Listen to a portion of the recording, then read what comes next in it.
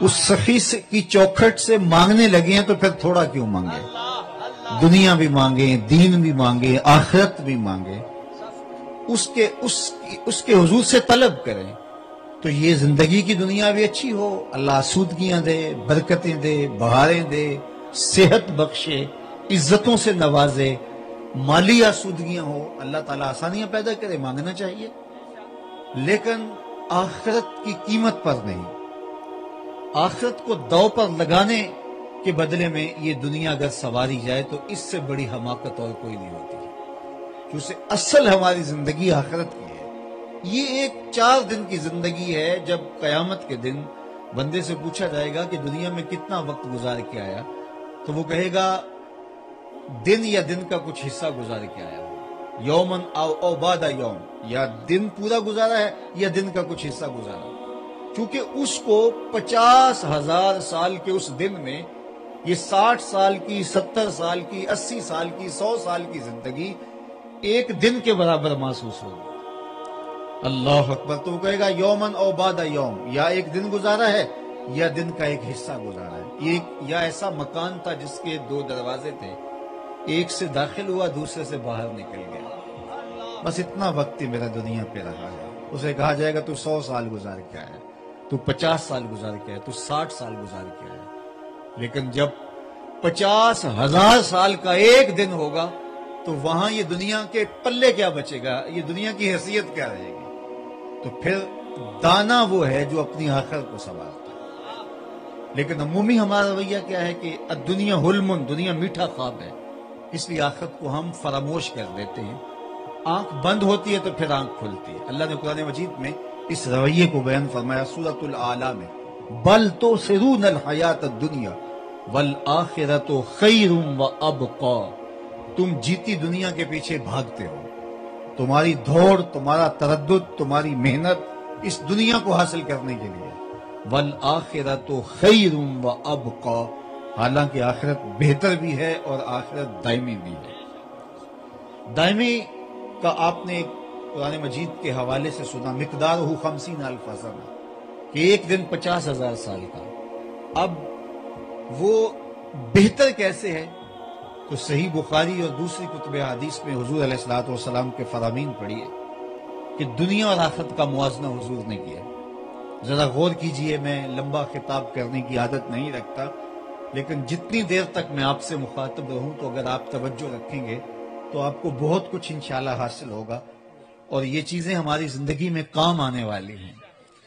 تو حضور علیہ السلام نے ارشاد فرمایا، اگر کسی کو جنت میں ایک کوڑا رکھنے کی جگہ مل جائے، ایک کوڑے کی رسی جتنی جگہ جنت میں مل جائے، دنیا و ما فیہا سے وہ جگہ زیادہ قیمتی ہے۔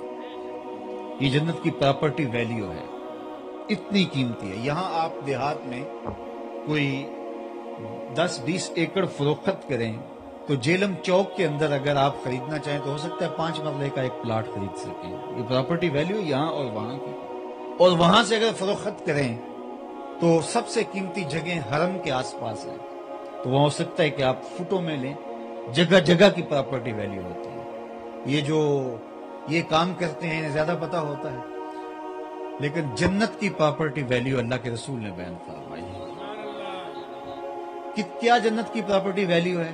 یہاں تو کہا جاتا ہے نا کہ وہ ہم دیہاتوں میں پوچھے تو وہ کہتے ہیں اتنے کا ایکڑ، لیکن ٹاؤن میں چلے جائیں تو وہ کہتے ہیں کہ جو ہے وہ اتنے کا پلاٹ 5 مرلے کا کنال کا، اور آپ چلے جائیں کسی کمرشل ایریے میں تو وہ کہتے ہیں کہ اتنے کا اتنے فٹ۔ تو جگہ کے حساب سے جو ہے وہ اس کا انداز بتایا جاتا ہے۔ اب جنت کا اللہ کے رسول بتاتے ہیں ایک کوڑے کی رسی جتنی جگہ جنت میں دنیا و ما فیہا سے زیادہ قیمتی ہے۔ 7 بر اعظموں میں پھیلی ہوئی دنیا، اور لوگوں کے پاس جو سرمائے ہیں، مالیاتی اداروں کے پاس جو سرمائے ہیں، بادشاہوں کے پاس جو خزانے ہیں، زمین کی کوکھ میں وہ خزانے جو ابھی تک دریافت نہیں ہوئے، پانی کی تہوں میں اور سمندروں کی تہوں میں جو خزانے جو ابھی تک دریافت نہیں ہوئے، سارے لا لیے جائیں اور سارے جمع کر دیے جائیں، جنت میں ایک کوڑا رکھنے جتنی جگہ بھی حاصل نہیں کی جا سکتی۔ وہ جگہ پھر بھی قیمتی ہے. یہ جنت کی پراپرٹی ویلیو اللہ کے رسول بیان فرما رہے ہیں. اب جنت میں یہ سب سے اتنی جگہ کی قیمت ہے جو اللہ کے محبوب نے بیان فرمائی. اب جنت میں سب سے کم جگہ کس کے پاس ہوگی؟ تو وہ بھی صحیح بخاری اٹھائیے. اللہ کے محبوب نے فرمایا سب سے کم جگہ اس کے پاس ہوگی جو سب سے آخر میں جنت میں جائے گا. ظاہر ہے اصول بھی یہی بنتا ہے جو جہنم کے رگڑے سے ہے کہ سب سے بڑا بدکار اور گناہگار ہے. بلکہ مسند فردوس دہلوی میں حضور نے فرمایا میں اس کا نام بھی جانتا ہوں جو سب سے آخر میں جنت میں جائے گا. تو خیر جو سب سے آخر میں جنت میں جائے گا، بخاری کے لفظ ہیں کہ اس کو جہنم سے جب نکالا جائے گا تو اللہ جل شانہ کے حضور حاضر ہوگا. تو اللہ تعالیٰ اسے فرمائے گا کہ تیری کوئی آرزو ہو، تیری کوئی تمنا ہو. تو وہ کہے گا مالک یہ. حالانکہ اس نے دنیا کے اوپر تو جی بھر کے اپنی خواہشات کی تکمیل کی ہوگی، لیکن وہ غالب نے کہا تھا ہزاروں خواہشیں ایسی کہ ہر خواہش پہ دم نکلے. بہت نکلے میرے ارمان لیکن پھر بھی کم نکلے. ارمان تو نکلتے نہیں ساری زندگی، یہ بھی مل جائے، یہ بھی مل جائے، یہ بھی حاصل ہو. تو اللہ تعالیٰ اسے پھر بھی پوچھے گا کہ تجھے کوئی خواہش ہو، تو وہ کہے گا یہ. اللہ فرمائے گا اللہ کا ما تمنیتا، جو تو نے تمنائیں کی جا سب دیا تجھے. یہ سب سے آخر میں جہنم سے نکالے جانے والے شخص کی کہانی ہے. اسے پھر کہا جائے گا جنت میں چلا جا. اس کو تو یہ ہوگا کہ مجھے آراف میں بھی جگہ مل جائے تو کافی ہے. ایک ہے جنت، ایک ہے جہنم. جنت اور جہنم کے درمیان ایک جگہ آراف ہے جہاں جنت والی سہولتیں نہیں ہوں گی اور جہنم والی سختیاں نہیں ہوں گی. یہ کافروں کے بچے جو بچپن میں فوت ہو جاتے ہیں یہ آراف میں رکھے جائیں گے. تو وہ تو یہ غنیمت سمجھے گا کہ مجھے وہاں جگہ مل جائے. چلو جنت میں ہے تو سایہ دیواریں جنت میں مل جائے. جنت کے اندر جانا ہوتا ہے تو ایک 2 مرلے کا جھونپڑا بھی مل جائے تو کافی ہے. وہ تو یہ ذہن بنا کے بیٹھا ہوگا اللہ فرمائے کہ جنت میں چلا جا اور تیرے لیے جنت میں دنیا سے 10 گنا جگہ ہے. 7 بر اعظموں کو 10 سے ضرب دو. کہا اتنی جگہ تیرے لیے دنیا میں ہے. اللہ اکبر. کس کے لیے؟ جو سب سے آخر میں جائے گا، جس کو ہم کہتے ہیں پھاڑا، سب سے آخر میں جو جائے گا اس کی جگہ جنت میں کتنی ہوگی؟ دنیا سے 10 گنا. اور قیمت کتنی ہے اس جگہ کی کہ ایک عصا رکھنے کی جگہ مل جائے تو دنیا و ما فیہا سے زیادہ قیمتی. تو اس سے بڑا کوئی احمق ہو سکتا ہے جو دیوار رکھتے ہوئے ہمسائے کے 2 انچ دبا لے اور آخرت برباد کر دے، کسی کا پلاٹ دبا لے اور آخرت برباد کر دے.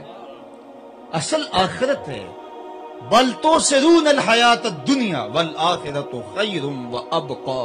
تمہیں پتہ نہیں ہے کہ وہ جہاں ہے کیا. تم دنیا جیتی دنیا کے پیچھے بھاگتے ہو، چند ٹگوں کے عوض تم دنیا کا سودا کرتے ہو. جس نے کسی کے 3 پیسے دبائے ہو تو قیامت کے دن تو اس کے پاس اس کو دینے کے لیے سرمایہ نہیں ہوگا. ویسے تو قبر میں کوئی لے کے جاتا بھی نہیں ہے، اور اگر کسی کی قبر میں سونا رکھ بھی دو تو کیا کام آ جائے گا؟ ہیرے جواہر موتی اس کے کفن میں ڈال دو تو کیا فائدہ اس کا؟ سکہ چلتا ہی نہیں ہے، راج الوقت ہی نہیں ہے سکہ.